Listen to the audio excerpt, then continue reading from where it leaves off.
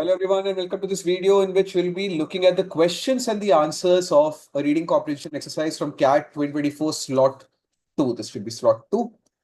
And we have already made a video about this passage, reading of the passage, what information are we supposed to take away from it. So watch that video first and then come to this particular video.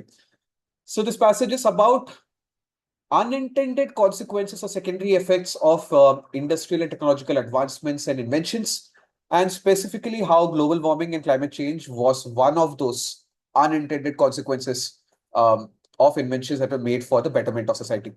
So let's look at the questions one by one. Let's see if we can answer them. First question number one says, we can assume that the author would support all of the following views except. So which of these will the author not support? That's what you have to pick out. And if you look at the options, first option that is absolutely something that the author is supporting inside the passage is option D. So D we can eliminate because the author is saying that leaded fuel was invented, but then it caused pollution. Pollution is an unintended secondary consequences, and that's why it is a byproduct of the fuel rather than the fuel itself. That what the fuel was emitting, that is what was responsible for the buildup of carbon-related gases in the atmosphere and consequently climate change. So D is something that the author is mentioning inside the passage. So D I should be able to eliminate. Next option that I should eliminate for sure if I go back to the passage is option A. Because A says it has become far easier for people today to bring out innovations with dire worldwide consequences than it was earlier. And this is written in the last paragraph, that in the last sentence, in fact, it becomes increasingly possible for individuals or small groups to create new scientific advances through chemistry, biotechnology, and material science, setting off unintended consequences that reverberate on a global scale. So worldwide consequences are increasingly possible to create as a secondary consequence is what the author is emphasizing in the last sentence of the last paragraph, and that is why A is something that the author would support. Now, among B and C, confusion is valid. I don't think that's an easy question. B says emissions caused by the large-scale use of leaded fuel ought to have been addressed earlier than they were. So the author is mentioning that the effects of ethyl, unleaded fuel, were visible in 1920s. Unlike, say, the long-term effects of atmospheric carbon buildup in the early days of industrial revolution, which means early days we could not actually understand how the carbon buildup is going to affect us. But as a long-term consequence, it is affecting us now. What happened during the time of the industrial revolution? So ethyl fuel's harmful effects were visible very early on in the 1920s itself. So maybe the author might support the fact that we should have addressed that earlier. That's why B, maybe the author will accept or support. C says while technological advances in the past have had innocuous or beneficial outcomes, more recent advances have the potential to be more threatening globally. The second half of option C looks very similar to option D, and that's why it might also seem as something that the author might support. But among B and C, if you focus on the first half of C very carefully, and if you go back to the passage to read why B might be correct, you will realize that B is something that the author is supporting, while C is not, because he is talking about long-term effects of atmospheric carbon buildup, which happened during the times of early days of industrial revolution. Although the examples of Gutenberg and Carrier and Babbage the author is giving is positive secondary effects, but industrial evolution, which is way back in the past, is say creating negative effects as well. So things that we have done in the past, innovations that have happened in the past have led to negative consequences as well. And that is why the first half of option C, which says why technological advances in the past have had innocuous or beneficial outcomes, might not be entirely true or might not be something that the author might entirely support. So that level of discernment is required to mark the answer as option C. I can understand people getting this question wrong, but I think A and D should be definitely eliminated. I would give this a 50-50 rating for question number one. Two is an easier question. Two says Carrier, Babbage, and Edison are mentioned inside the passage to illustrate the author's point that secondary consequences happen, right? Even without looking at the option, secondary consequences happen that the inventors have never intended, and how that has happened at such a great scale that the secondary effects have become the primary use. So let's look at the options. A says these inventors could not have visualized the eventual impact of their inventions on society. Maybe that is true. So A can be the answer. B says secondary effect of past inventions mostly resulted in creation of new inventions. Creation of new inventions has not been talked about, so B is not the correct answer. C says inventions typically end up being used for entirely different purposes than the intended ones. So yes, C can be the answer. So I will hold on to C as well. D says despite the original intention, the unintended consequences of their inventions were largely beneficial. Now, the author is not talking about specifically or not trying to make the point that unintended consequences are beneficial. Plus, the first word of option D says despite. When you say despite, it's like even though there is an original invention, the unintended consequences were largely beneficial. This kind of implying that the original intention was not that beneficial, and that's not what the author is implying at all. That's why D is not the correct answer. Now, among A and C, we have to pick up the more correct answer.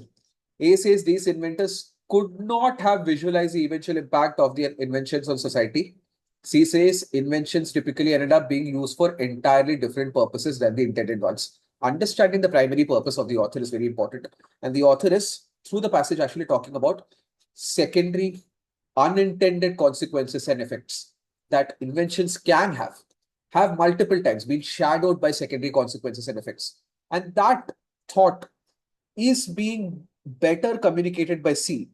The author is not writing the passage to say that scientists are unaware. That's not the purpose that the author is trying to fulfill. That's not the message that the author is trying to give us through the passage. The author is trying to show us how secondary effects can happen because of innovation. And that is what C is more hitting the nail on the head. And that's why C is the correct answer. Again, not as difficult as question number one, but at the same time, I think A and C can trip people up. And that's why two is also not a very simple question. Coming to three says which of the following best conveys the main point of the first paragraph. So first paragraph, if we go back, it talks about the fact that there are externalities. Sorry for the tongue twisting kind of word. Externalities of inventions and how these are consequences, sometimes even beneficial, sometimes they're innocuous, sometimes innocuous means sometimes you don't even realize that whether they're good or bad, sometimes they're so beneficial.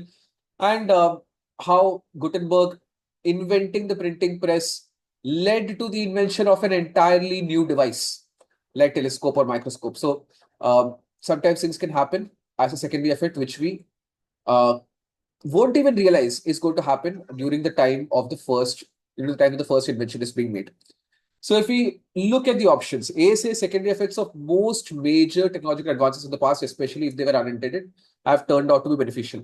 So if we go back to the first paragraph, it says innocuous or even beneficial. So the author is not saying mostly it is beneficial, so that mostly part is mischaracterizing the tone of the author, especially if they were unintended, have turned out to be beneficial in most major technological advances, not being implied in the first paragraph that most of them have been beneficial. That's why A is not the correct answer. B says the full impact of technological advances cannot be estimated in the short run, as ripple effects often extend far beyond the original intent. Maybe that's true. That is the example of Gutenberg. That's what the example of Gutenberg is saying. So B I will hold on to. C says the entire impact of a technological advance should be evaluated by the boost its secondary effects gives to generating further technological advances. The author is never saying this, that we can judge the impact, the significance of an advancement only based on secondary effects. No, that's too extreme. And they say the entire impact, this is too extreme to say the entire impact has to be judged on the scale of secondary effects. Not correct. C should be eliminated immediately. D says it is important to judge an invention not by its immediate outcomes, but by the holistic impact of its secondary effects. Again, the author is not talking about judging the quality of an invention at all. He's not talking about which invention is better, which invention is worse, and that is dependent upon secondary effects. That's not the point of the author. So D should be eliminated. That means only B is the correct answer. 3 is the easiest question so far in this exercise. 4 says the author lists all of the following examples as externalities of major technological advances except. It's a very simple question. I think simplest of all 4 questions. You have to go back to the passage and figure out that which of these is not an externality. So A says extension of phonograph to large-scale recording of music given inside the passage as an externality because it was first used for dictation. Build-up of chlorofluorocarbons in the atmosphere. Maybe it has been mentioned in the passage. Cooling and dehumidifying of factories through air conditioning. That's not the secondary effect. That was a primary intention. That led to people settling new cities in Arizona. And that's why C is the correct answer. Let's check D yourself. Application of Jacquard loom to modern IT programming, an example given to showcase secondary impact. That's why A, B, and D are definitely given as examples of secondary effects. C was rather the primary intention of Willis Carrier, and that's why C is the correct answer. So I think 3 and 4 people can get correct. I think really good students, really the students who are really good at RCs can get 3 out of 4 correct. If I got it 4 out of 4 correct, amazing job. I think everyone else who's serious about the VRC section can get 2 out of 4 correct in this exercise. So see, despite the passage being simple to read and follow, questions still require a lot of scrutiny and not all questions are easy to solve. Several times people will tell me things like, so the passage was difficult to read, so I left the exercise. So the passage was easy to read. That's why I tried to attempt the exercise. Remember, the difficulty level of the passage has hardly any bearing on how tough the questions are going to be. So don't be quick to judge the difficulty level of an entire RC exercise based on how difficult or how easy the passage to read is to read, because it's an example, clear example of a passage which is simple to read and understand, but still 2 questions are pretty difficult to reason out in terms of getting to the correct answer. Thank you.